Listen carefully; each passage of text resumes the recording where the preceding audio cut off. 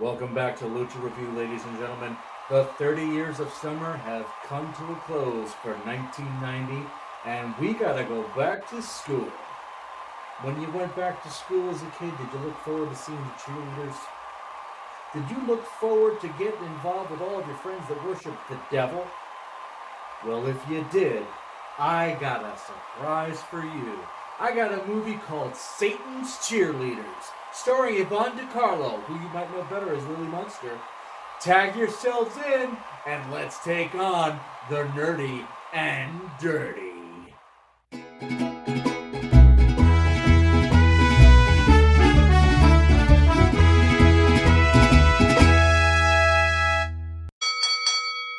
Our story, or lack thereof, starts on the beach, where Miss Johnson helps the Benedict High School cheerleaders perfect their rah-rah-rahs. The routine's a little too sexy, so Miss Johnson tweaks it by turning her back to the squad before making a few suggestions. Once practice is over, the cheerleaders take on the boys in a friendly exhibition, but not without getting an earful from Coach Bada Bing from New Jersey. Miss Johnson attempts to calm him down, because nothing can possibly go wrong in a mixed-gender football game amongst horny teenagers. Hi, Patty. What are you doing? Just thinking. About what? I don't know. Hey, what's the matter with Patty? Nothing. She's thinking. Why would anyone want to do that?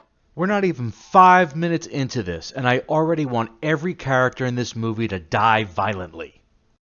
After the cheerleaders have their fun with all the balls, their snotty rivals from Baker High show up.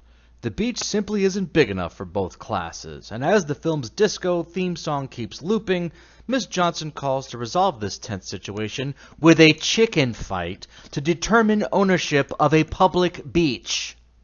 Benedict wins it, but they haven't heard the last of Baker because the next step is a good old-fashioned TP.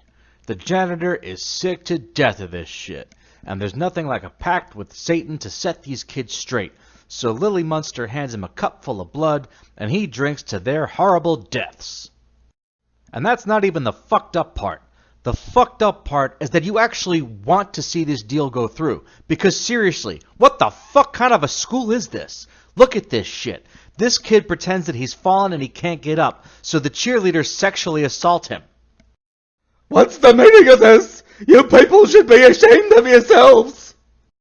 Where the fuck is Joe Clark when you need him? I guess that's why we need Satan to clean this shit up.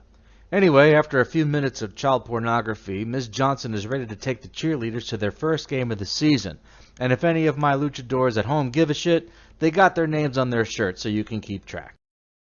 On the way, those lousy kids from Baker show up. But this time, the evil janitor channels the powers of darkness to cause a car accident. Anyone bump their heads? Do you really think it fucking matters? Miss Johnson can't get the car running again, so she allows the cheerleaders to hitchhike for a ride to the game. This is the most irresponsible teacher I have ever seen. No, seriously, this is the kind of leadership that allowed the 80s to be defined by cocaine and fucking AIDS. Wouldn't you know it, but the janitor shows up to save the day and to grab himself a handful of ass before he offers them a ride. The harassment continues, and Miss Johnson puts a stop to it by putting everyone's life in danger. Sadly, everyone lives, and even when the janitor makes it clear that they're being kidnapped, they still want to fuck with him.